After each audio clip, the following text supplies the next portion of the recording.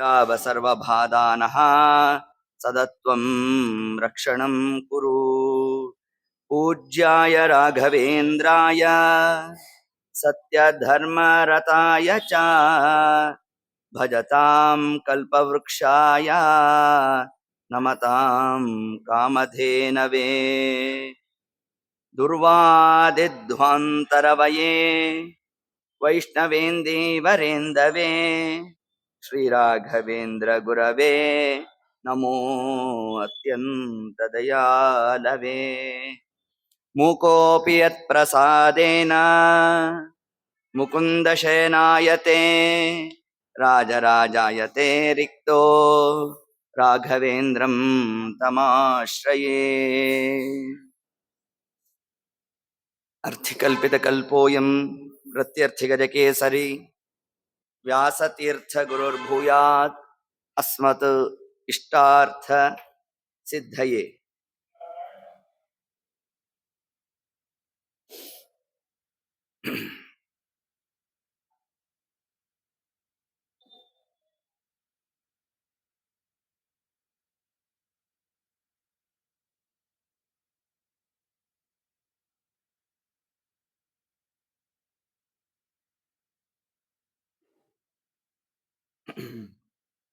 पूज्यश्च भगवान् नित्यं चक्राब्जाब्धिकमण्डले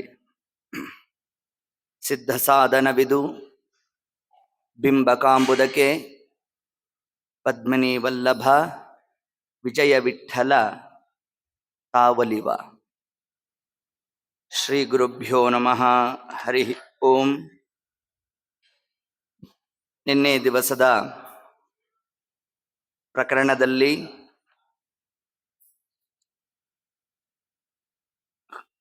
ಷಟ್ಕೋಣದಲ್ಲಿ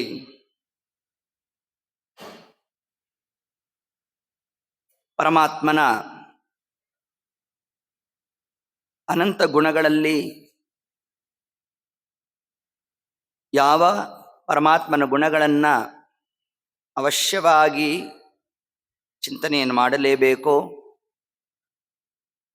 ಯಾವ ಒಂದು ಗುಣವನ್ನು ನಾವು ಚಿಂತನೆ ಮಾಡಿದಾಗ ಸಮಗ್ರ ಪರಮಾತ್ಮನ ಆ ಒಂದು ಸ್ಥೂಲ ಪರಿಚಯ ಸಜ್ಜೀವರಿಗೆ ಪ್ರಾಪ್ತಿ ಆಗ್ತದೋ ಅಂತಹದ್ದನ್ನೇ ಷಟ್ಕೋಣದಲ್ಲಿ ಚಿಂತನೆಯನ್ನು ಮಾಡ್ತಾ, ಅಲ್ಲಿ ಮೊದಲಿಗೆ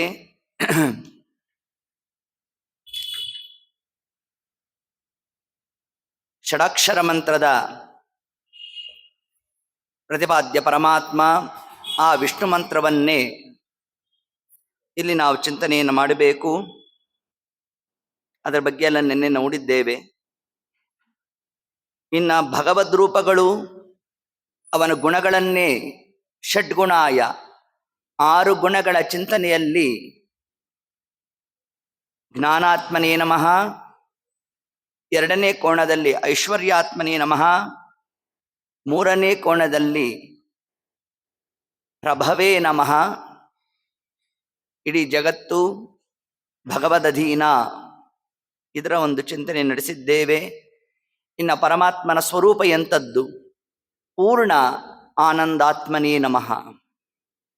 ತರುವಾಯ ಪೂರ್ಣ ತೇಜಾತ್ಮನೇ ನಮಃ, ಪೂರ್ಣ ಶಕ್ತಿಯಾತ್ಮನೇ ನಮಃ.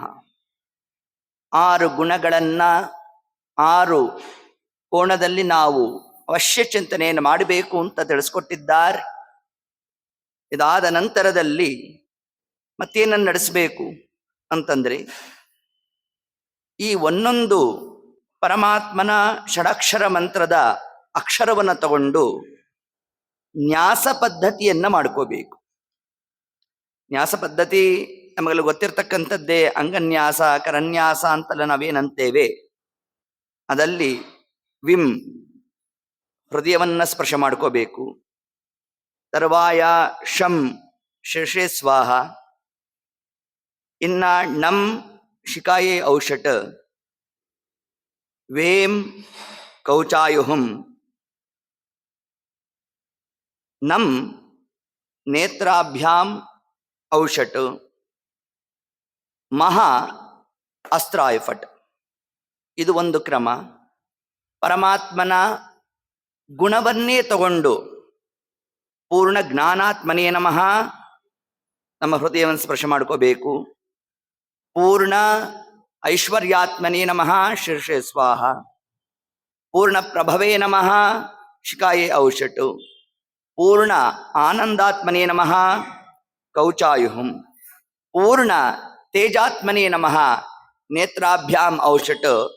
ಪೂರ್ಣ ಶಕ್ತ್ಯಾತ್ಮನೇ ನಮಃ ಅಸ್ತ್ರಾಯ ಫಟ್.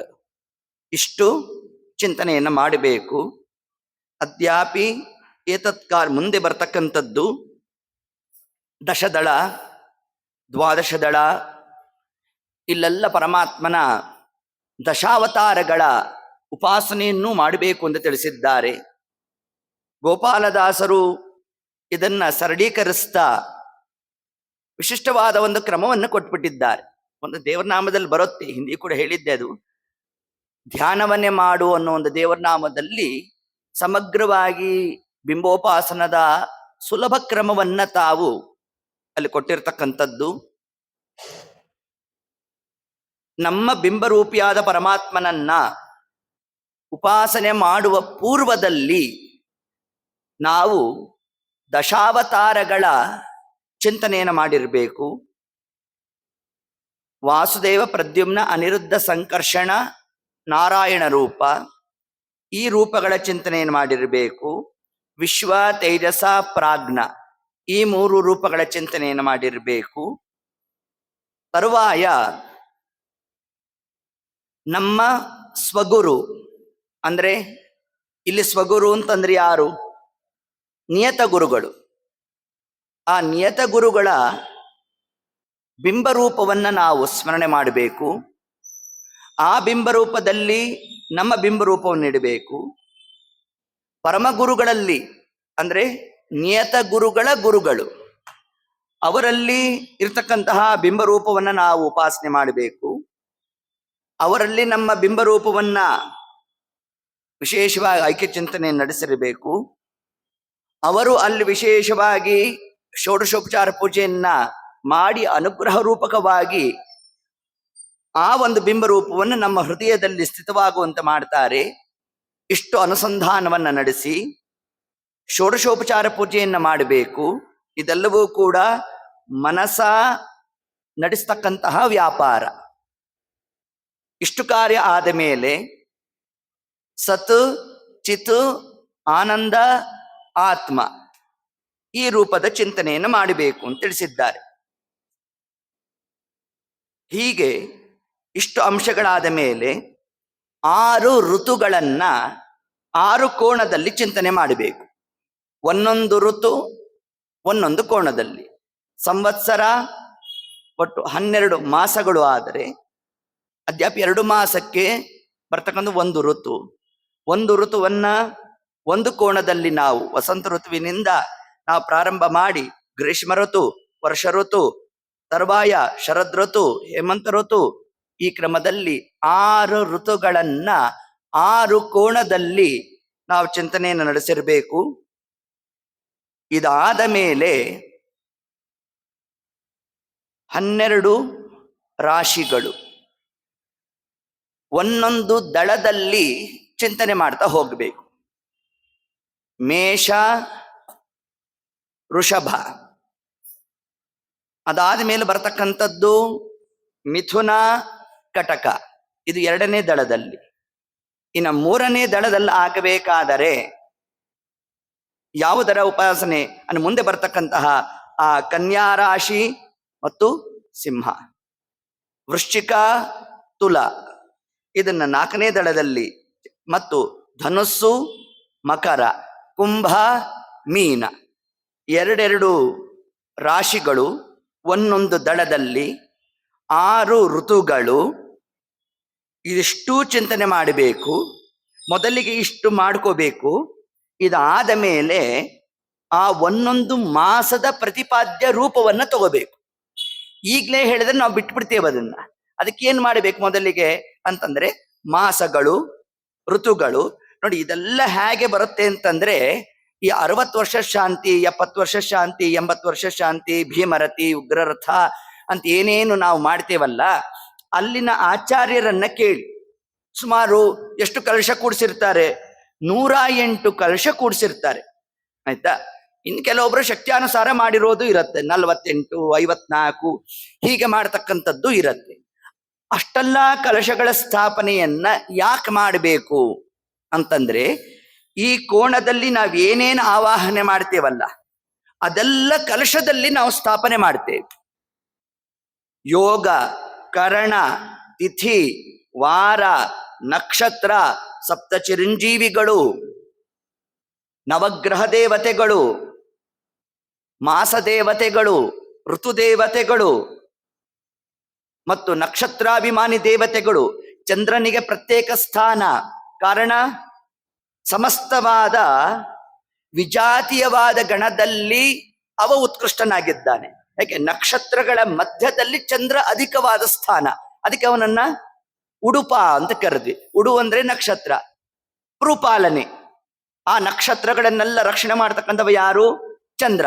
ಆದ್ರಿಂದ ಹೀಗೆ ಆ 27 ನಕ್ಷತ್ರಗಳು. ಇನ್ನು ವಿಶೇಷವಾಗಿ ಯಾವ ನಕ್ಷತ್ರದಲ್ಲಿ ಅವರು ಬಂದಿರ್ತಾರೋ, ಅಂದ್ರೆ ಯಜಮಾನ ಯಾವ ನಕ್ಷತ್ರದವನಾಗಿರ್ತಾನೋ, ಅಧಿದೇವತಾ ಪ್ರತ್ಯಧಿದೇವತ, ಹಿಂದಿನ ನಕ್ಷತ್ರ ಮತ್ತು ಮುಂದಿನ ನಕ್ಷತ್ರ, ಸ್ವಯಂ ಅವನ ನಕ್ಷತ್ರ. ಇಷ್ಟಕ್ಕೂ ವಿಶೇಷವಾದ ಒಂದು ಷೋಡಶೋಪಚಾರ ಪೂಜೆಯನ್ನು ಮಾಡತಕ್ಕಂಥದ್ದು. ಇದೆಲ್ಲ ನಾವೇನು ಆ ಷಷ್ಠ್ಯಾಬ್ದಿ ಕಾಲದಲ್ಲಿ ಮಾಡ್ತೇವೆ. ಯಾಕೆ ಮಾಡಬೇಕು ಅದನ್ನಲ್ಲಿ ಅಂತಂದ್ರೆ, ಆ 60 ಸಂವತ್ಸರಗಳೇನೇನು ಕಳೆದಿದ್ದಾನೆ, ಯಾವ ಯಾವ ದೇವತೆಗಳು, ವಸು, ರುದ್ರ, ಆದಿತ್ಯ, ಈ 3 ಗಣದವರು ಸೇರಿ ಅವನನ್ನ ರಕ್ಷಣೆ ಮಾಡಿರ್ತಕ್ಕಂಥದ್ದು. ಆದ್ರಿಂದ ಅವರನ್ನೆಲ್ಲ ಪೂಜೆ ಮಾಡಿ ಹಿಂದೆ ಇದ್ದಂತಹ ಚೈತನ್ಯ ಪುನಃ ಪ್ರಾಪ್ತಿಯಾಗಲಿ ಅಂತ ಇಷ್ಟು ಕಾರ್ಯವನ್ನ ಮಾಡಬೇಕಾದದ್ದು. ಅದಕ್ಕೆ ನಮ್ಮ ದೇವರಂದ ಆಗಷ್ಟೇ ಮಾಡೋದಲ್ಲ, ಪ್ರತಿನಿತ್ಯ ಷಟ್ಕೋಣದಲ್ಲಿ ಇದರ ಚಿಂತನೆ ಮಾಡ್ತು ಅಂತಂದ್ರೆ ಫಲ ಏನು ನಮಗೆ ಅಂತಂದ್ರೆ, ಸರ್ವಕಾಲಿಕವಾಗಿ ದೇಹದಲ್ಲಿ ದಾಢ್ಯತೆ ಪ್ರಾಪ್ತಿ ಆಗೋದಂತೆ. ದೇಹದಲ್ಲಿ ದಾಢ್ಯತೆ ಯಾಕೆ ಬೇಕು? ಚೀರಾಡ್ಲಿಕ್ಕೆ, ಹಾರಾಡ್ಲಿಕ್ಕೆ ಅಲ್ಲ, ಸಾಧನೆಗಾಗಿ ಬೇಕು. ಸಾಧನೆಗಾಗಿ ಬೇಕಾದರೆ ಯಾರು ಆ ಕಾಲದ ಅಭಿಮಾನಿ ದೇವತೆಗಳಿದ್ದಾರೋ ಅವರನ್ನ ನಾವು ಸ್ಮರಣೆ ಮಾಡಿದಾಗ ಅವರ ಅನುಗ್ರಹ ನಮಗೆ ಪ್ರಾಪ್ತಿ ಆಗುತ್ತೆ.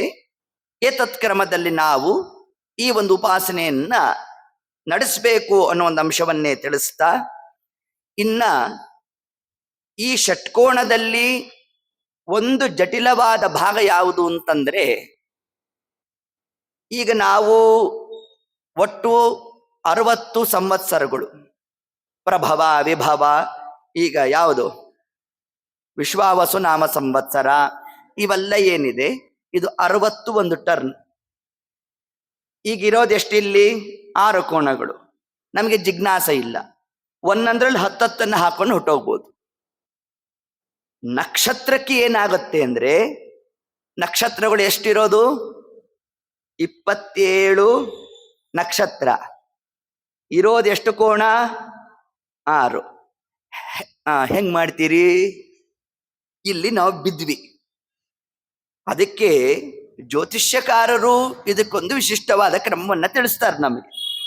ಯಾಕೆ ಅಂತಂದ್ರೆ ನೋಡಿ, ಜ್ಯೋತಿಷ್ಯ ಬೇರೆ ಅಲ್ಲ, ಭಾಗವತದಲ್ಲಿರ್ತಕ್ಕಂತಹ ಸೂಕ್ಷ್ಮ ಧರ್ಮಗಳು ಬೇರೆ ಅಲ್ಲ. ಇದೆಲ್ಲದಕ್ಕೂ ಕೂಡ ಒಬ್ಬ ಜ್ಯೋತಿಷ್ಯದಲ್ಲಿ ವಿಶಿಷ್ಟವಾದ ನೈಪುಣ್ಯವನ್ನು ಪಡೆದಿರತಕ್ಕಂತಹ ವ್ಯಕ್ತಿ ಭಾಗವತದಲ್ಲಿ ಬರ್ತಕ್ಕಂತಹ ಶಿಂಶುಮಾರ ಚಕ್ರ ಏನಿದೆ ಅದರ ಜೊತೆಗೆ ಅವನು ಸಮನ್ವಯ ಮಾಡ್ಬೋದು. ಅಷ್ಟು ಹಂತಕ್ಕೆ ಭಾಗವತ ತಾನು ತೆರೆಕೊಂಡಿದೆ.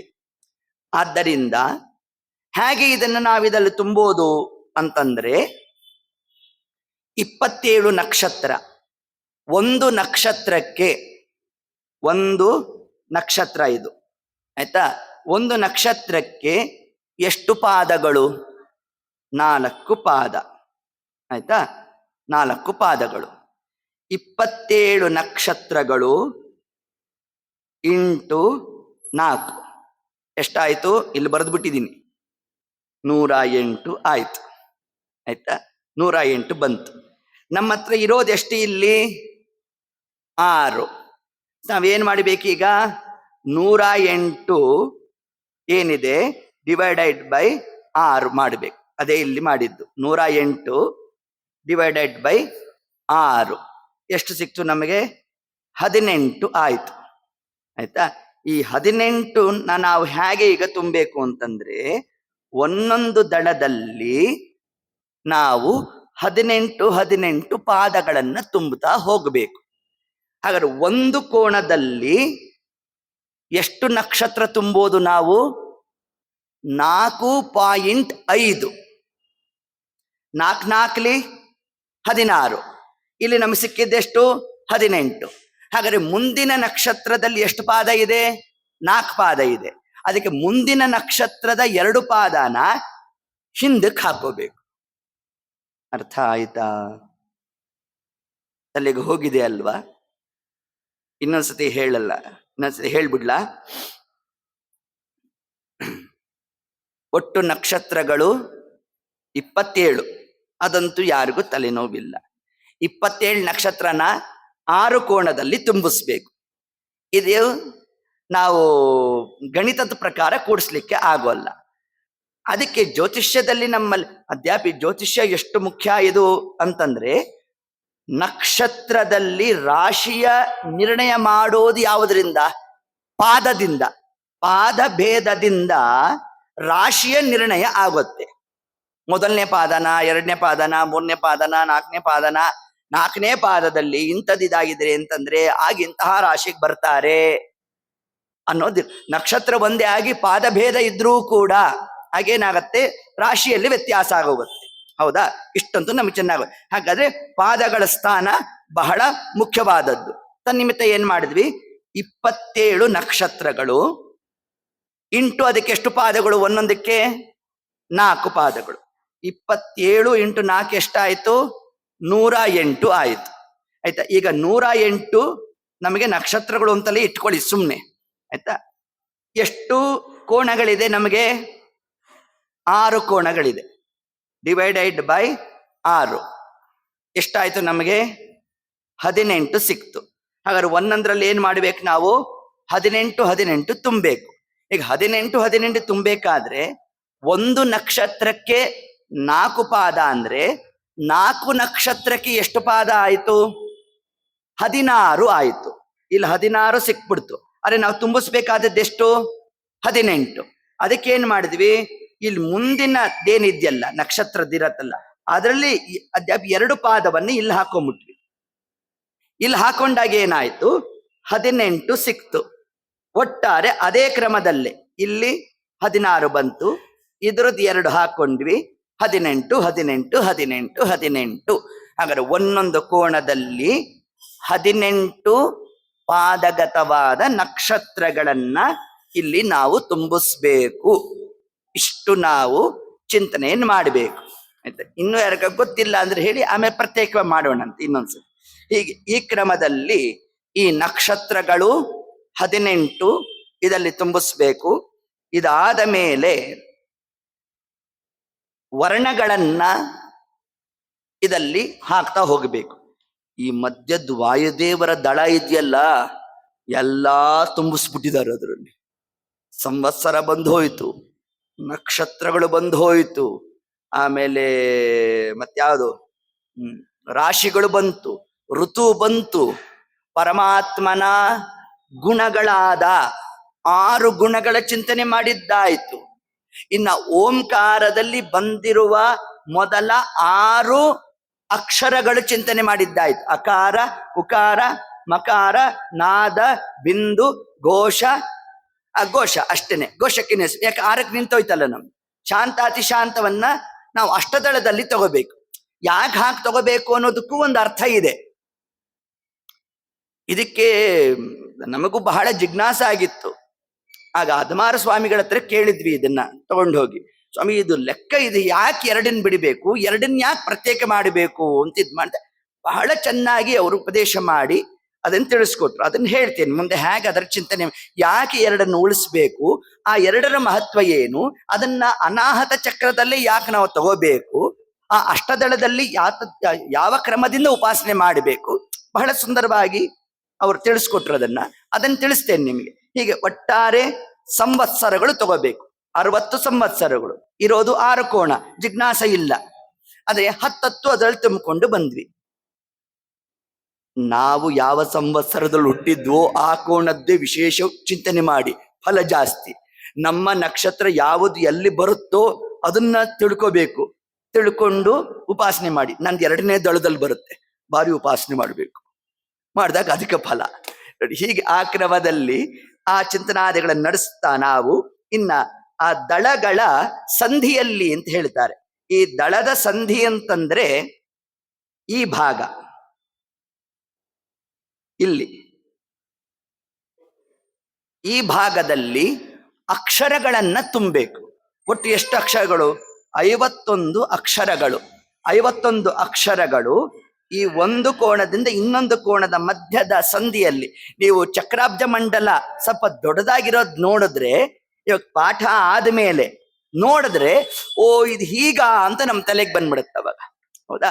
ಅಲ್ಲಿ ತನಕ ಸ್ವಲ್ಪ ಏನೋ ಮನಸ್ಸಿಗೆ ಮಸುಕಾಗೇ ಇರುತ್ತೆ. ಆದ್ರೆ ಒಂದ್ಸತಿ ನಾವು ಕೇಳಿದ್ದನ್ನ ನೋಡಿದಾಗ ಏನಾಗುತ್ತೆ ನಮಗೆ, ಆಗ ವಿಶೇಷವಾಗಿ ಅದಕ್ಕೆ ಎಲ್ಲ ಒಬ್ಬ ಪಾಠ ಮಾಡೋರು ಏನ್ ಮಾಡ್ತಾರೆ, ಈ ಪ್ರೆಸೆಂಟೇಶನ್ ಇಟ್ಕೊಂಡ್ಬಿಟ್ಟಿರ್ತಾರೆ, ಭಾರಿ ಸುಲಭ, ನಂತರ ಇದಿಲ್ಲ ಅಂತ ತಂದಿಲ್ಲ ಅಷ್ಟೇನೆ. ಹೀಗೆ ಆ ಕ್ರಮದಲ್ಲಿ ಅದರ ಚಿಂತನಾದಿಗಳನ್ನು ಮಾಡಬೇಕು. ಒಂದೊಂದರಲ್ಲಿ ನಾವು ವಿಶೇಷವಾಗಿ ದಳಗಳ ಮಧ್ಯದಲ್ಲಿ ಅಕ್ಷರಗಳ 51 ಅಕ್ಷರಗಳನ್ನ ನಾವಲ್ಲಿ ತುಂಬಿಸ್ತಕ್ಕಂಥದ್ದು. ಇಷ್ಟು ಕ್ರಮದಲ್ಲಿ ನಾವು ಇದರ ಚಿಂತನೆಯನ್ನ ಮಾಡಬೇಕು ಅನ್ನೋದನ್ನೇ ಇಲ್ಲಿ ನಮಗೆ ಉಲ್ಲೇಖವನ್ನ ಮಾಡುತ್ತಾ, ಇನ್ನ ರಾಯರು ನಿನ್ನೆ ದಿವಸ ನಾವು ತಿಳಿಸಿದಂತೆ ಮಾನುಷ ದೇಹೆ ವಿದ್ಯಮಾನ ಭಗವದ್ರೂಪ ಸಂಖ್ಯಾ ವಿಚಾರ, ಈ ಗದ್ಯದಲ್ಲಿ ನಮ್ಮ ಈ ಹೃದಯದಲ್ಲಿ ಹೇಗೆ ಪರಮಾತ್ಮನನ್ನು ಉಪಾಸನೆ ಮಾಡಬೇಕು, ಪ್ರಧಾನವಾದ ಎಷ್ಟು ರೂಪಗಳ ಚಿಂತನೆಯನ್ನ ಮಾಡಬೇಕು, ಇದನ್ನ ರಾಯರು ಉಲ್ಲೇಖ ಮಾಡ್ತಾರೆ. ಯಥಾವತ್ ರಾಯರ ಶ್ಲೋಕವನ್ನೇ, ಆ ಗದ್ಯವನ್ನೇ ಓದ್ತೇನೆ, ಓದೋ ಕಾಲಕ್ಕೆ ಅರ್ಥ ಆಗುತ್ತೆ, ಅಷ್ಟು ಚಂದ ಬರೆದಿದ್ದಾರೆ ರಾಯರು ಇದನ್ನ. ಅಸ್ಮಿನ್ ದೇಹೆ, ನಮ್ಮ ಶರೀರದಲ್ಲಿ, ಸುಷುಮ್ನಾ ನಾಡಿ ಮಧ್ಯೆ, ಸುಷುಮ್ನಾ ನಾಡಿ ಮಧ್ಯದಲ್ಲಿ, ಮಧ್ಯೆ ಅಂದ್ರೆ ಏನು? ಸಪ್ತಮಿ ವಿಭಕ್ತಿ. ರಾಮೇ ರಾಮಯೋಹೋ ರಾಮೇಶು, ರಾಮೇ ಸಪ್ತಮಿ ವಿಭಕ್ತಿ ಏನು ಹೇಳುತ್ತೆ? ಅಲ್ಲಿ ಅನ್ನೋ ಅರ್ಥ ಬರುತ್ತೆ. ಯಾಕೆ ಇಲ್ಲಿ ಬಹಳ ಸಪ್ತಮಿ ವಿಭಕ್ತಿ ಪ್ರಯೋಗ ಮಾಡಿದ್ದಾರೆ. ತನ್ನಿಮಿತ್ತ ದೇಹೆ ಅಂದ್ರೆ ದೇಹದಲ್ಲಿ ಅಂತ ಅರ್ಥ ಮಾಡಬೇಕು, ಆಯ್ತಾ? ಸುಷುಮ್ನಾ ನಾಡಿ ಮಧ್ಯೆ ಹೃದಯ ಪ್ರದೇಶೆ, ನಮ್ಮ ಹೃದಯಾಕಾಶದಲ್ಲಿ ಅಷ್ಟದಳ. ಅಷ್ಟದಳ ಏನು? ಅನಾಹತ ಚಕ್ರದ್ದು ರಾಯರು ಪರಿಚಯ ಕೊಡ್ತಾ ಇದ್ದಾರೆ. ಅಷ್ಟದಳ ಪದ್ಮೋಪರಿ, ಅಷ್ಟದಳ ಪದ್ಮದ ಮೇಲ್ಭಾಗದಲ್ಲಿ ಅಂತಂದ್ರೆ, ಈಗ ಅಷ್ಟದಳ ಹೀಗಿದೆ, ಅದರ ಮೇಲ್ಭಾಗದ್ದು ಈಗ ರಾಯರು ತಿಳಿಸ್ತಾ ಇದ್ದಾರೆ. ದ್ವಾದಶ ದೇವಾತ್ಮಕೆ, ಅಲ್ಲಿ ಪರಮಾತ್ಮನ 12 ರೂಪಗಳನ್ನ ಚಿಂತನೆ ಮಾಡಬೇಕು. ಎಲ್ಲಿ ಚಿಂತನೆ ಮಾಡಬೇಕು ಅಂತಂದ್ರೆ, ಅಷ್ಟದಳ ಕಮಲ ಇದೆ, ಆ ಅಷ್ಟದಳ ಕಮಲದ ಮೇಲ್ಭಾಗದಲ್ಲಿ ಒಂದು ಪೀಠ ಇದೆ. ಆ ಪೀಠ ಹೇಗಿದೆ ಅನ್ನೋದನ್ನ ರಾಯರು ವರ್ಣನೆ ಮಾಡ್ತಾ ಇದ್ದಾರೆ. ಅದರಲ್ಲಿ ದ್ವಾದಶ ದೇವತಾತ್ಮಕೆ ಪೀಠೆ, ಪೀಠದಲ್ಲಿ ವಿಮಲಾದಿ ರೂಪಾಣಿ ಸಂತಿ, ಅಂದ್ರೆ ದೋಷರಹಿತವಾದ ಪರಮಾತ್ಮನ ರೂಪಗಳು ಉಂಟು. ಈ ರೂಪಗಳು ಯಾವುದು ನಮ್ಮ ತಲೆಗೆ ಬರ್ತಿಲ್ಲ ಅಂದ್ರೆ, ಅದಕ್ಕೆ ಗೋಪಾಲದಾಸರು ತಾವು ಹೇಳಿದ್ದಾರೆ, ತಿಳಿದ ರೂಪವೈ ಪೂಜೆ ಮಾಡು ಅಂದ್ಬಿಟ್ರು. ಆ ಪೀಠ ಮಧ್ಯದಲ್ಲಿ, ಪೀಠದ ಏನ ಕೆತ್ತನೆ ಇರುತ್ತೆ, ದ್ವಾದಶ ಅದ್ಯಾಪಿ ಯಾವುದು ದಶಾವತಾರಾದಿಗಳ ಚಿಂತನೆ ಆದ್ರೂ ಮಾಡ್ರಿ, ಕೇಶವಾದಿ 12 ನಾಮಗಳನ್ನಾದ್ರೂ, 12 ನಾಮಗಳನ್ನಾದ್ರೂ ಚಿಂತನೆ ಮಾಡಿ. ಹೀಗೆ ಒಟ್ಟಾರೆ 12 ಭಗವದ್ ರೂಪಗಳನ್ನ ಉಪಾಸನೆ ಮಾಡಲಿಕ್ಕೆ ಅವಕಾಶ ಇದೆ. ಇನ್ನ ಪೀಠ ಚತುರ್ದಿಕ್ಷು ಸೋಪಾನ ಭೂತಾತ್ಮ ಅಂತರಾತ್ಮ ಪರಮಾತ್ಮ ಜ್ಞಾನಾತ್ಮ ರೂಪಾಣಿ ಸಂತಿ ಏತತ್ ಪೀಠೋಪರಿ ಲಕ್ಷ್ಮ್ಯಾತ್ಮ ಕ ಅಷ್ಟದಳ ಕಮಲೆ ವಿಶ್ವಾದ್ಯಷ್ಟಮೂರ್ತಯ ಸಂತಿ. ಇಲ್ಲಿ ಏನ್ ಹೇಳ್ತಾ ಇದ್ದಾರೆ ರಾಯರು ಅಂತಂದ್ರೆ, ಪೀಠ ಇದು, ಅಷ್ಟದಳ ಕಮಲ ಪೀಠ ಇದೆ. ಹೇಗಿದೆ? ಇದು ಪೀಠ ಇದೆ. ಈ ಪೀಠಕ್ಕೆ ಒಟ್ಟು 5 ದ್ವಾರಗಳು ಅಂತಾರೆ ರಾಯರು. ಅದನ್ನಿಲ್ಲಿ ಹೇಳ್ತಾರೆ. ತಸ್ಯ ಮಂಟಪಸ್ಯ ಪಂಚದ್ವಾರಾಣಿ, 5 ದ್ವಾರಗಳಂತೆ. ದ್ವಾರಾಣಿ ಪೂರ್ವಾದಿ ದ್ವಾರೆ, ಪೂರ್ವದಿಂದ ಪ್ರಾರಂಭ ಮಾಡಿ ಅಂತ ಹೇಳಿದ್ದಾರೆ.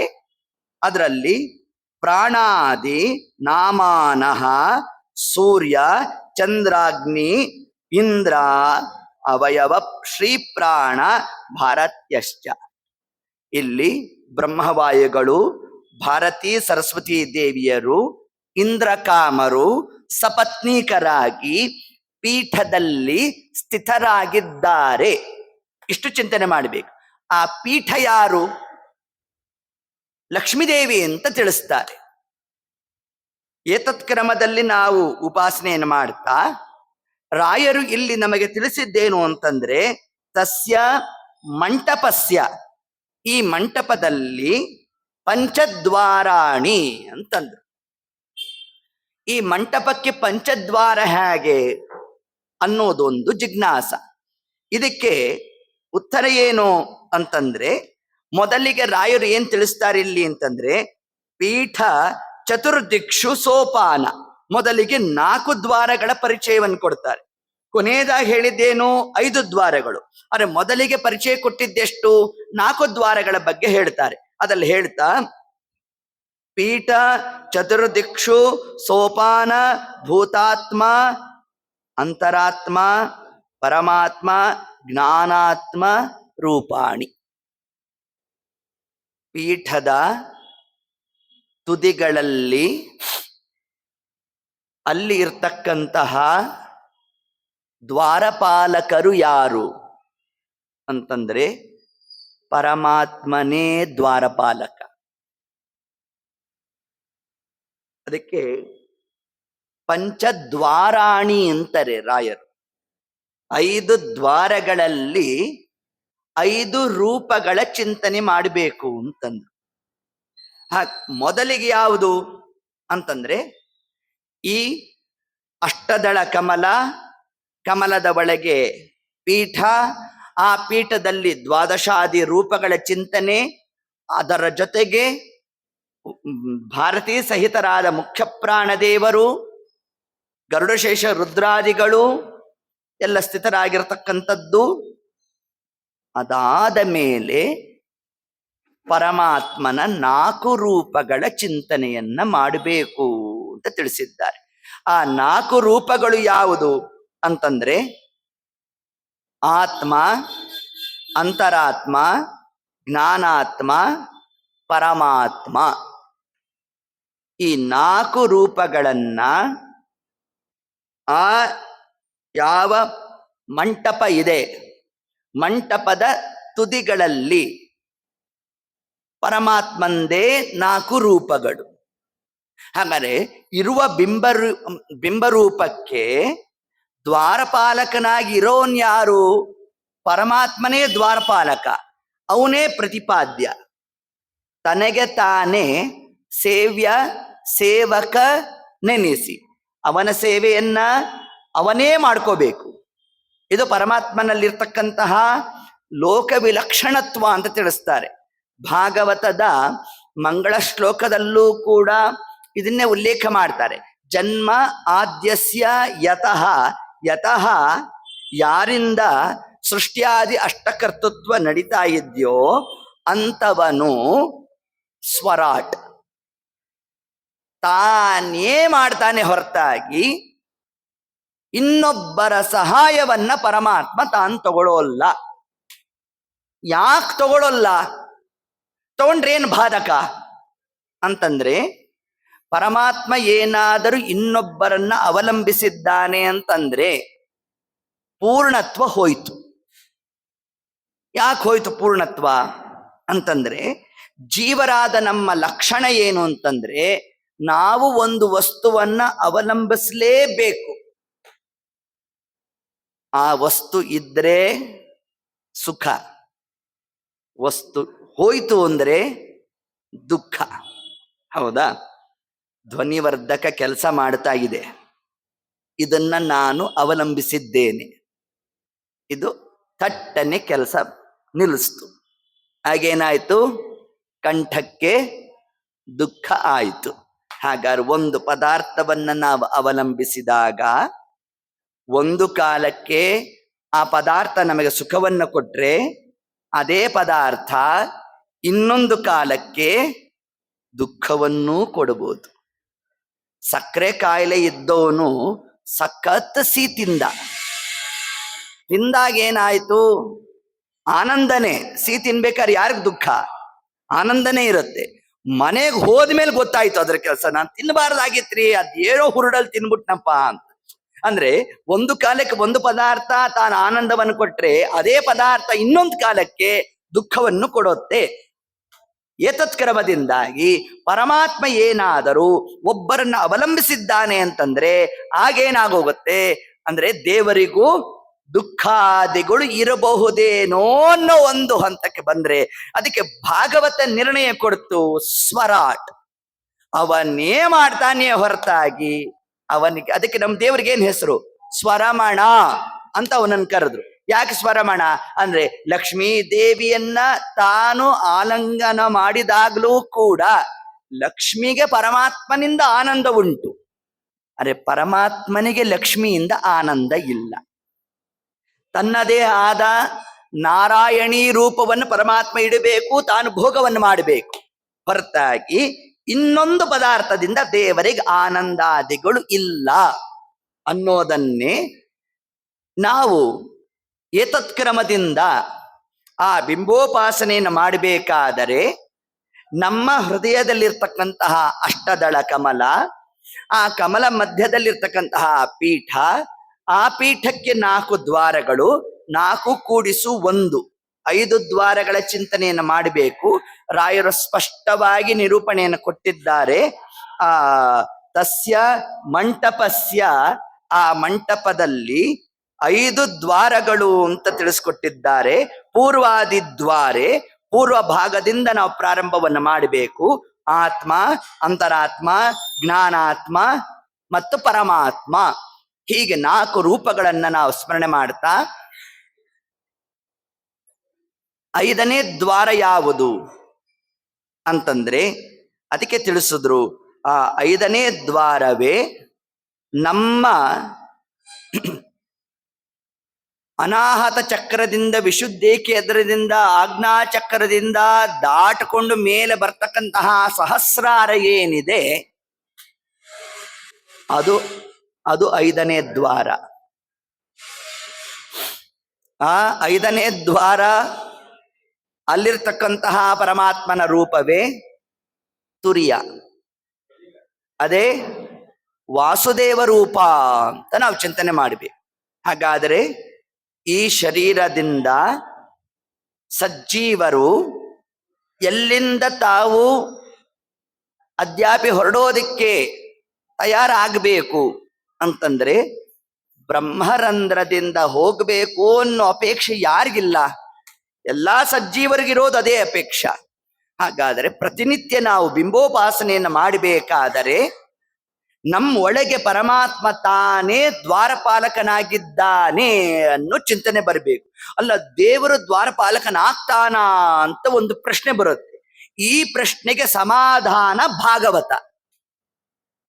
ಯಾವುದು ಅಂತಂದ್ರೆ, ಪರಮಾತ್ಮ ಬಲಿಚಕ್ರವರ್ತಿಯ ಮನೆಯ ದ್ವಾರಪಾಲಕನಾದ.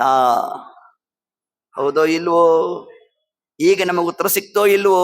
ಹಿಂಗೆ ತಗೋಬೇಕು. ಅಂದ್ರೆ ಚಕ್ರಾಬ್ಜ ಮಂಡಲ ಸೂತ್ರಪ್ರಾಯ, ಸುಮ್ಮನೆ ಪರಮಾತ್ಮನ ಒಂದೊಂದು ಗುಣಗಳನ್ನು ಮೇಲೆ ಹೇಳ್ತಾ ಹೇಳ್ತಾ ಹೇಳ್ತಾ ಹೊರಟೋಗುತ್ತದು. ಈ ಗುಣಗಳನ್ನು ನಮ್ಮಲ್ಲಿ ಮನದಟ್ಟಾಗಬೇಕಾದರೆ ನಮಗೆ ಬೇಕಾದದ್ದು ಯಾವುದು?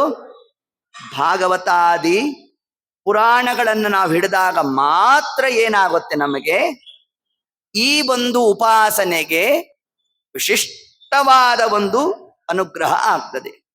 ಅದಕ್ಕೆ ಇಷ್ಟು ದಿವಸ ನಾವು ಸೂತ್ರಪ್ರಾಯವಾದ ಬಿಂಬೋಪಾಸನೆ ಚಕ್ರಾಬ್ಜ ಮಂಡಲದಲ್ಲಿ ತೊಡಗಿ ನಾಳೆ ಬೆಳಗ್ಗೆ ಕೂತ್ರೆ ರಾತ್ರಿ ತನಕ ಹೇಳೋ ಕ್ರಮನೇ ಇಲ್ಲ ನಾಳೆ. ಹೌದು, ಯಾಕೆ? ಅಖಂಡ ಭಾಗವತ. ಹಾಗಾದ್ರೆ ಭಾಗವತದಲ್ಲಿ ಬರ್ತಕ್ಕಂತಹ ದೇವರ ಯಾವ್ಯಾವ ಗುಣಗಳಿದೆಯೋ ಅದನ್ನೆಲ್ಲ ತಲೆಗೆ ಹಾಕೋಬೇಕು. ಈಗ ಇಷ್ಟು ದಿವಸ ತಗೊಂಡಿದ್ದೇನಿದೆ ಅದನ್ನ ತಲೆಯಲ್ಲಿ ಇಟ್ಕೊಂಡಿರ್ಬೇಕು. ಎರಡನ್ನು ಈ ಸ್ಕೂಲಲ್ಲೆಲ್ಲ ಕೊಡ್ತಾರಲ್ಲ, ಮ್ಯಾಚ್ ದ ಫಾಲೋಯಿಂಗ್ ಅಂತಾರ ನೋಡ್ರಿ, ಹಂಗೆ ಒಂದೊಂದಕ್ಕೆ ಮ್ಯಾಚ್ ಮಾಡ್ತಾ ಹೋಗಬೇಕು ನೋಡಿ. ಈಗ ತುರ್ಯನಾಮಕನಾದ ಪರಮಾತ್ಮ ತಲೆಯಲ್ಲಿ ತಾನು ಕಾಯ್ತಾ ಕೂತಿದ್ದಾನಂತೆ.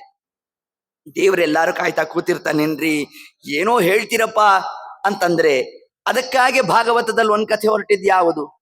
ಗಜೇಂದ್ರ ಮೋಕ್ಷ. ಪರಮಾತ್ಮ ಏನ್ ಹೇಳಿದ್ದ ಗರುಡ ದೇವರಿಗೆ?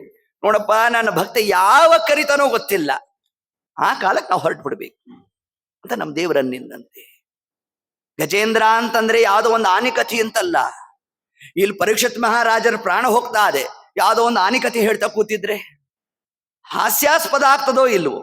ಏನ್ ಸಂಬಂಧ ಹಾಗಾದ್ರೆ ಅಂತಂದ್ರೆ ಅದಕ್ಕೆ ತಿಳಿಸಿದ್ರು. ಗಜೇಂದ್ರ ಅಂದ್ರೆ ಒಂದು ಆನೆ ಅಂತ ಮಾತ್ರ ಅಷ್ಟ ಅರ್ಥ ಮಾಡ್ಬೇಡ್ರಪ್ಪ. ಗಜೇಂದ್ರ ಅಂದ್ರೆ ಏನು? ಗಜ ಅಂದ್ರೆ ಏನು? ಜೀವರು ಅಂತ ಅರ್ಥ ಎಲ್ಲ. ಗಜ ಅಂದ್ರೆ ಜೀವರು ಹೇಗಾದ್ರು?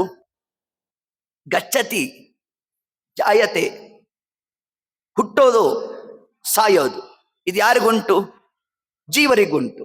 ಅದನ್ನ ಜೀವರೇನಾದ್ರು ಗಜ ಶಬ್ದ ವಾಚ್ಯರಾದ್ರು. ಈ ಜೀವರಾಶಿಗಳಲ್ಲೇ ಶ್ರೇಷ್ಠರು ಯಾರು? ಹೌದು, ಆದ್ರೆ ಜೀವರಾಶಿಗಳಲ್ಲಿ ಶ್ರೇಷ್ಠವಾದ ಜನ್ಮ ಯಾವುದು? ಮನುಷ್ಯ ಜನ್ಮ. ಅದಕ್ಕೆ ಇಂದ್ರ ಅಂತ ಹಾಕಿದ್ರು. ಇಂದ್ರ ಅಂದ್ರೆ ಶ್ರೇಷ್ಠ, ಗಜ ಅಂದ್ರೆ ಜೀವ. ಜೀವರಲ್ಲೇ ಶ್ರೇಷ್ಠತ್ವ ಇರೋದು ಯಾರಿಗೆ? ಮಾನವ ಜನ್ಮ ದೊಡ್ಡದು. ಹಾಗಾದ್ರೆ ಗಜೇಂದ್ರ ಅಂದ್ರೆ ಯಾರು? ಮನುಷ್ಯರಾದ ನಾವು. ನಮಗೋಸ್ಕರ ಪರಮಾತ್ಮ ಆ ಗಜೇಂದ್ರ ತಾನೆಲ್ಲಿದ್ದ? ತ್ರಿಕೂಟ ಪರ್ವತದಲ್ಲಿದ್ದ. ಇರೋನಿದ್ದ. ಎಲ್ಲಿಗೆ ಹೋದ? ಸರೋವರಕ್ಕೆ ಹೋದ. ಹೋದವನು ಹೋದ, ನೀರು ಕುಡ್ಕೊಂಡ್ ಬರ್ಬೇಕಿತ್ತು. ಅದೇ ಆನಂದ ಅಂತ ಕೂತ ಅಲ್ಲಿ. ಮೊಸಳೆ ಬಂದು ಹಿಡ್ದೇ ಬಿಡ್ತು. ಏನ ಗಜೇಂದ್ರ, ಅವನ ವರ್ಣನೆ, ಅವನ ಸಾಮರ್ಥ್ಯ ಭಾಗವತ ನೋಡ್ಬೇಕು ನೀವು. ಗಜೇಂದ್ರ ನಡ್ಕೊಂಡು ಬರೋದೇ ಒಂದು ವರ್ಣನೆ. ಒಂದೊಂದು ಹೆಜ್ಜೆ ಇಡಬೇಕಾದ್ರೆ ಪರ್ವತಗಳು ಕಂಪನ ಆಗೋದಂತೆ, ಅಂತಹ ಬಲಿಷ್ಠ. ಮೊದಲಿಗೆ ಮೊಸಳೆ ಬಂದು ಹಿಡಿದಾಗ ಗಜೇಂದ್ರ ಲೆಕ್ಕಿಸ್ಲೂ ಇಲ್ವಂತೆ. ಅದೇನು ಮೊದಲನೇ ಬಾರಿಗಲ್ಲ, ಒಂದ್ಸತಿ ಝಾಡಿಸಿದ್ರೆ ಎಲ್ಲೋ ಹೊಟ್ಟೋಗ್ಬೇಕಾಯಿತು. ಅದರಂತೆ ಅನ್ಕೊಂಡು ತನ್ನ ಪಾಡ್ತಾನೋ ಆಗ್ಲಿ ಬಿಡ್ರಿ, ಅದೇನ್ ತೊಂದ್ರೆ ಇಲ್ಲ, ನಾವು ಹಾಗೆ ಅನ್ಕೊಂಡಿರ್ತೀವಂತೆ. ಯಾವುದೋ ಸಂಸಾರದಲ್ಲಿ ಯಾವುದೋ ಒಂದು ವಿಷಯವನ್ನ ಇಷ್ಟ ತಾನೇ ಪರವಾಗಿ ಬಿಡ್ರಿ ಅದೇನು ಅಂತ ಹಂಗ ಅನ್ಕೊಂಡ್ರೆ ಅದೇ ದೊಡ್ಡದಾಗಿ ಹಿಡಿದು ಬಿಡುತ್ತಂತೆ. ಹೌದು ಇಲ್ವೋ? ಅದರಂತೆ ಗಜೇಂದ್ರ ನೋಡ್ದ, ಕಾಲು ಒದರ್ದ, ಏನೇನು ತನ್ನ ಇಡೀ ಬಲ ಪ್ರಯೋಗ ಮಾಡಿಬಿಟ್ಟ. ಮಾಡಿದ್ರು ಕೂಡ ಬಿಡಿಸ್ಕೊಡ್ಲಕ್ ಆಗ್ಲೇ ಇಲ್ಲ.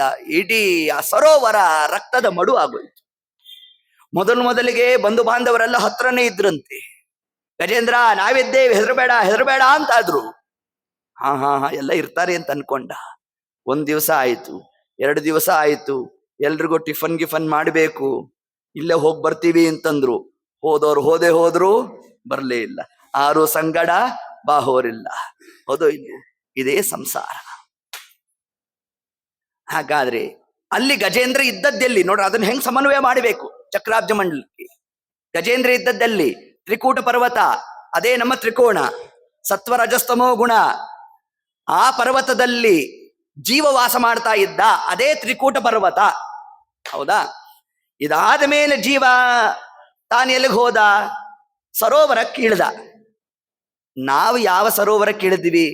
ಆ ಗಜೇಂದ್ರ ಉತ್ತಮ ಸರೋವರಕ್ಕೆ ಹೋದ. ನಾವು ಸಮುದ್ರಕ್ಕೆ ಹೋಗಿದ್ದು. ಸಂಸಾರೇ ಅಕ್ಷಯ ಸಾಗರೆ, ದೊಡ್ಡ ಸಮುದ್ರಕ್ಕೆ ಇಳ್ಕೊಂಬಿಟ್ವಂತೆ ನೋಡಿ. ಇಳ್ಕೊಂಡಿದ್ದೇನದು ಅದೇನೋ ಬಾಧಕ ಅಲ್ರಿ. ಆದರೆ ಅದೇ ಚಂದ ಅಂತ ಸಂಸಾರದಲ್ಲೇ ಮುಳುಗ್ಬಿಟ್ವಂತೆ. ಆ ಗಜೇಂದ್ರನೂ ಕೂಡ ಬಂದ, ನೀರು ಕುಡ್ದ, ಹೋದ ಅಂದಿದ್ರೆ ಏನ್ ತೊಂದರೆ ಆಗ್ತಾನೆ ಇರ್ಲಿಲ್ಲ. ಆದ್ರೆ ಅಲ್ಲಿ ಕ್ರೀಡಿಸೋದೇ ನನಗೆ ಪರಮಾನಂದ ಅಂತ ಮನಸ್ಸಿನಲ್ಲಿ ಹಿಂಗ್ ಚಿಂತನಾದಿಗಳನ್ನು ನಡೆಸ್ತಾ ಇದ್ದಾಗ ಯಾವ್ದು ಹಿಡಿತಲ್ಲಿ? ಮೊಸಳೆ ಹಿಡಿತು. ನಮಗೆ ಯಾವ ಮೊಸಳೆ ಹಿಡಿದಿದೆ ಸಂಸಾರದಲ್ಲಿ? ಮೋಹವೆಂಬ ಮೊಸಳೆ ಹಿಡಿದು ಬಿಟ್ಟು, ನಾನು, ನಂದು, ನನ್ನ ಮನೆ, ನನ್ನ ಮಕ್ಕಳು, ಏನಾ ಒಂದು ಅಭಿಮಾನ. ಹೌದೋ ಇಲ್ವೋ? ಕುಂತಿದೇವಿ ಏನೆಂದಿದ್ದಾಳೆ? ಚಿಂದಿ ಚಿಂದಿ ಮಮ ಸ್ನೇಹ ಪಾಶ. ಕೃಷ್ಣ, ಇಷ್ಟು ಅನುಗ್ರಹ ಮಾಡ್ಬಿಡಪ್ಪ. ಆ ಏಕೆ ಮಮತೆ ಕೊಟ್ಟು ದಣಿಸುವೆ ಹರಿಯೇ ಅಂತ ಏನ್ ಹೇಳಿದ್ದಾರಲ್ಲ, ನಿನ್ನ ಬಂಧಕ ಶಕ್ತಿಗೆ ನಮನೋಮೋ ಅಂತ ಅಂದ್ಬಿಟ್ರು. ಯಾರು? ಗೋಪಾಲದಾಸರು. ಏನು ಬಂಧಕ ಶಕ್ತಿ ಪರಮಾತ್ಮ ಕೊಟ್ಟಿದ್ದಾನೆ ಅಂತಂದ್ರೆ, ಗರುಡ ಪುರಾಣ ನೋಡ್ಬೇಕು ಬಂಧಕ ಶಕ್ತಿ ಏನು ಅಂತಂದ್ರೆ. 4ನೇ ಶರೀರ ಬಂದ್ರೂ ಕೂಡ ಈ ಮನೆ ಮೇಲಿನ ವ್ಯಾಮೋಹ ಹೋಗಲ್ವಂತೆ. ಪಾಂಚಭೌತಿಕ ಶರೀರ ಬಿಟ್ಟಿರ್ತೇವೆ, ದೇಹ ಬಿಟ್ಟಾಗ. ಯಾವುದಿದು? ಈ ಶರೀರ ಬಿಡ್ತೇವೆ. ಇದು ಬಿಟ್ಟು ಕೂಡಲೇ ಬರೋ ಶರೀರ ಯಾವುದು? ಉಂಗುಟ ದೇಹ. ಎಷ್ಟು ಕಾಲ ಇರ್ತದೆ? ಅಗ್ನಿಸ್ಪರ್ಶ ಆಗೋ ತನಕ ಮಾತ್ರ ಇರ್ತಕ್ಕಂತಹ ಶರೀರ ಯಾವುದು? ಉಂಗುಟ ದೇಹ. ಇದಾದ್ಮೇಲೆ ಯಾವಾಗ ಅಗ್ನಿಸ್ಪರ್ಶ ಆಯಿತೋ ಮರುಕ್ಷಣಕ್ಕೆ ಉಂಗುಟ ದೇಹ ಹೊರಟೋಯ್ತು. ಇದಾದ್ಮೇಲೆ ಬರ್ತಕ್ಕಂತಹ ಶರೀರವೇ ಪಿಂಡಜ ದೇಹ. ಆ ಪಿಂಡಜ ದೇಹ ಎಷ್ಟು ದಿವಸ ಇರುತ್ತೆ? 10 ದಿವಸ. ಧರ್ಮೋದಕ ಆಯಿತು ಅಂತಂದ್ರೆ ಪಿಂಡಜ ದೇಹ ಬಿಡ್ಬೇಕು ನೋಡಿ, ಇದನ್ನು ತಿಳಿಸೋದು. ಇದಾದ್ಮೇಲೆ ಬರೋ ಶರೀರ ಯಾವುದು? ಯಾತನಾ ಶರೀರ. ಈ ಯಾತನಾ ಶರೀರದಲ್ಲಿ ಯಮಮಾರ್ಗದಲ್ಲಿ ಅತಿಕ್ರಮ್ಯ ದಾಟ್ಕೊಂಡು ಹೋಗ್ಬೇಕಾದರೆ ಹಾ ಭ್ರಾತ, ಹಾ ಪುತ್ರ, ಪ್ರಲಪಂತಿ ಪುನಃ ಪುನಃ ಪುನಃ ಪುನಃ ಕ್ರಂದಂತಿ ಬಹುಪಾಪಿನಃ. ಪಾಪಿಷ್ಟ ಜೀವರಾಶಿಗಳು ಅಳ್ತಾರಂತೆ. ಹಾ ಭ್ರಾತ, ನನ್ನ ಅಣ್ಣ ತಮ್ಮಂದ್ರು, ನನ್ನ ಮಕ್ಕಳು, ನನ್ನ ಹೆಂಡತಿ, ಹಾ ದಾರ, ಇಷ್ಟು ಆಲೋಚನೆ ಮಾಡ್ತಾನಂತೆ ನೋಡ್ರಿ. 3 ದೇಹ ಬಿಟ್ಬಿಟ್ಟಿರ್ತೇವೆ, ಈ ವ್ಯಾಮೋಹ ಬಿಡಕ್ಕಾಗಲ್ವಂತೆ ನೋಡ್ರಿ. ಆದ್ದರಿಂದ ಇಂತಹ ವ್ಯಾಮೋಹದಿಂದ ಹೇಳಿದಷ್ಟು ಸುಲಭ, ಕೇಳಿದಷ್ಟು ಸುಲಭ ಹಂಗ ಅನ್ಕೋಬ್ಯಾಡ್ರಿ. ಅದಕ್ಕೆ ಕೇಳಿದ್ ವ್ಯರ್ಥ ಆಗಬಾರ್ದು. ಹಂತ ಹಂತವಾಗಿ ಮನಸ್ಸಿನಲ್ಲಿ ಅದನ್ನ ದೃಢೀಕರಿಸ್ತಾ ಬರಬೇಕು. ಹೊರತಾಗಿ ಏಕಕಾಲಕ್ಕೆ ನಾವು ಹೇಳಿದ್ವು, ನೀವು ಕೇಳಿದ್ರಿ, ಅದಾಯಿತು, ಹಂಗಲ್ಲ ಸಾಧ್ಯನಾ? ಹಂಗಲ್ಲ ಸಾಧ್ಯ ಅಲ್ಲ ಅದು. ಅದಕ್ಕೆ ಪರಮಾತ್ಮ ಏನಂದ? ಮುಹುರಹೋ ರಸಿಕಾಹ ಭುವಿ ಭಾವುಕಾಹ. ಭಾಗವತ ಗ್ರಂಥವನ್ನ 1 ಸತಿ ಕೇಳಿದ್ದೇವೆ, 2 ಸತಿ ಕೇಳಿದ್ದೇವೆ, ಹಂಗಲ್ಲಪ್ಪ. ಕೇಳ್ತಲೇ ಇರಬೇಕು ಅಂತ ಯಾಕೆ ಹೇಳಿದ್ದಾರೆ ಅಂತಂದ್ರೆ, ಒಂದು ಕಾಲಕ್ಕೆ ಸಾಧನ ಆಗೋ ಯೋಗ್ಯತಾ ಪರೀಕ್ಷಿತ್ ಮಹಾರಾಜರ ಮೊದಲಾದಂತಹ ಕರ್ಮಜ ದೇವತೆಗಳಿಗಿರ್ತಕ್ಕಂಥದ್ದು. ಎಲ್ಲೋ 32ನೇ ಕಕ್ಷೆಯಲ್ಲಿ ಕೂತಿರೋರು ನಾವು, ನಮಗೆಲ್ಲ 1 ಸತಿ ಕೇಳಿದ್ವಿ, 7ನೇ ದಿವಸಕ್ಕೆ ನಾವು ಹೊರಟಿವಿ, ಹಂಗಾಗ್ತದ? ಹಾಗಾದ್ರೆ ಕೇಳಿದ್ ಮಾತ್ರ ಅದು ವ್ಯರ್ಥ ಅಂತ ಹಂಗೂ ಅರ್ಥ ಮಾಡಬೇಡ್ರಿ ಅಂತ. ಅವಶ್ಯ ಫಲ ಇದೆ, ಆದರೆ ನಿರಂತರ ಶ್ರವಣ ಮಾತ್ರದಿಂದ ಆ ಪ್ರಕ್ರಿಯಾದಿಗಳು ನಮ್ಮಿಂದ ಪರಿಹಾರ ಆಗ್ತಕ್ಕಂಥದ್ದು ಅನ್ನೋ ಒಂದು ಅಂಶವನ್ನೇ ಏನ್ ತಿಳಿಸಿದ್ದಾರೆ. ಹೀಗೆ ಆ ಕ್ರಮದಿಂದಾಗಿ ಆ ಗಜೇಂದ್ರ ಅಂತಕ್ಕಂಥವ 1000 ವರ್ಷಗಳ ಕಾಲ ನಿಂತ ಜಾಗದಲ್ಲೇ ನಿಂತ್ಕೊಂಡಂತೆ. ನಾವು ಕೂಡ ಇದೇ ಸಂಸಾರದಲ್ಲೇ ಇದ್ದೇವಂತೆ. ದೇವರು 1000 ವರ್ಷಗಳ ಕಾಲ ಗರುಡಾರೂಢನ ಕಾಯ್ತಾ ಇದ್ದಂತೆ ನೋಡಿ. ಯಾವ ಕರಿತಾನೋ ಆಗ ನಾನು ಬಂದ್ಬಿಡ್ಬೇಕು. ಬರೀ ಆ ಗಜೇಂದ್ರನಿಗೆ ಮಾತ್ರ ದೇವರು ಕಾಯ್ತಿರೋದಲ್ಲ, ಅಲ್ಲಿ ದೇವರು ಗಜೇಂದ್ರನಿಗಾಗಿ ಕಾದಿದ್ದಾನೆ ಅನ್ನೋ ಜ್ಞಾನ, ಆ ಅನುಸಂಧಾನ ಎಲ್ಲಿ ಬರಬೇಕು ನಮಗೆ? ಸಹಸ್ರಾರದಲ್ಲಿ ಪರಮಾತ್ಮ ನಮಗಾಗಿ ಕಾಯ್ತಾ ಇದ್ದಾನೆ. ಇಷ್ಟು ಚಿಂತನೆ ತಗೋಬೇಕು ನಾವಿದನ್ನ. ಅಂದ್ರೆ ಇಡೀ ಭಾಗವತ ಚಕ್ರಾಬ್ಜ ಮಂಡಲದಲ್ಲಿ ಸಮನ್ವಯ ಮಾಡ್ತಾ ಹೋಗಬೇಕು ನಾವು. ಹೋದಾಗ ಮಾತ್ರ ನಾವು ಕೇಳಿದ್ದಕ್ಕೂ ಒಂದು ಸಾರ್ಥಕ್ಯ ಪ್ರಾಪ್ತಿ ಆಗುತ್ತೆ. ಇಲ್ಲ ಕಥಿ ಪಾಡಿ ಕಥಿ, ಇದ್ರ ಪಾಡಿಗಿದು, ಹಂಗ ಹೋದ್ರೆ ಆಗೋದಲ್ಲ. ಇದು ಸೂತ್ರಪ್ರಾಯ. ಇದಕ್ಕೆ ವ್ಯಾಖ್ಯಾನ ಸ್ಥಾನದಲ್ಲಿರ್ತಕ್ಕಂಥದ್ದು ಯಾವುದು?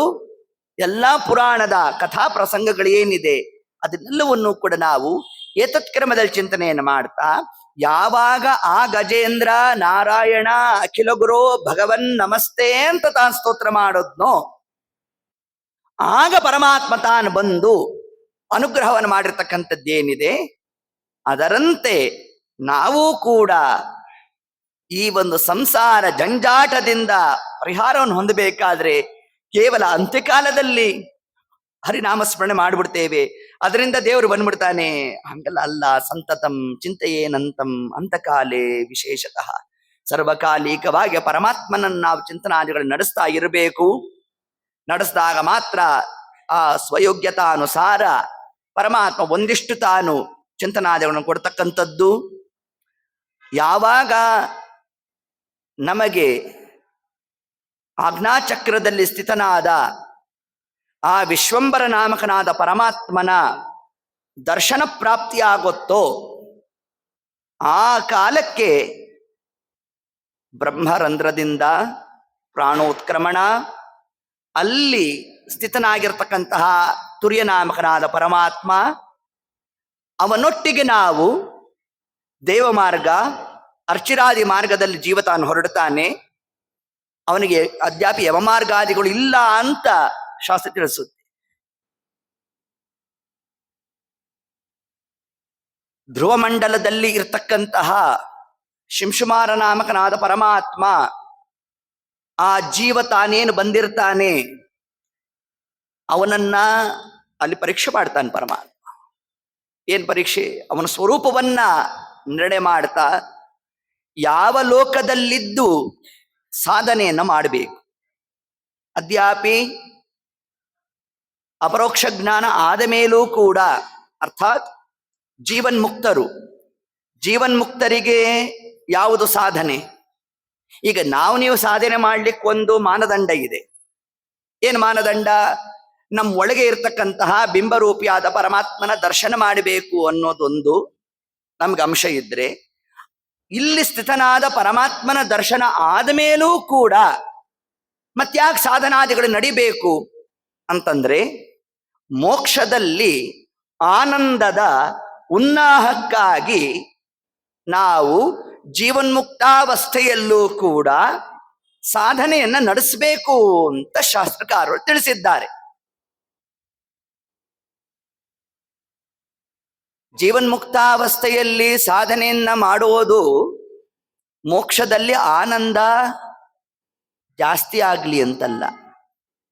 ಜಾಸ್ತಿನೂ ಆಗೋಲ್ಲ, ಕಡಿಮೆ ಇದ್ರೂ ಒಳಗಡೆ ಪ್ರವೇಶನೂ ಇಲ್ಲ, ಜಾಸ್ತಿ ಇದ್ರೂ ಇಲ್ಲ. ಮತ್ತೆ ಹೆಂಗಿರ್ಬೇಕು ಅಂತಂದ್ರೆ, ನಮ್ಮ ಆನಂದ ನಮಗೆ ಅಭಿವ್ಯಕ್ತ ಆಗ್ಬೇಕಾದರೆ ನಾವೇನ್ ಮಾಡಿರ್ಬೇಕು?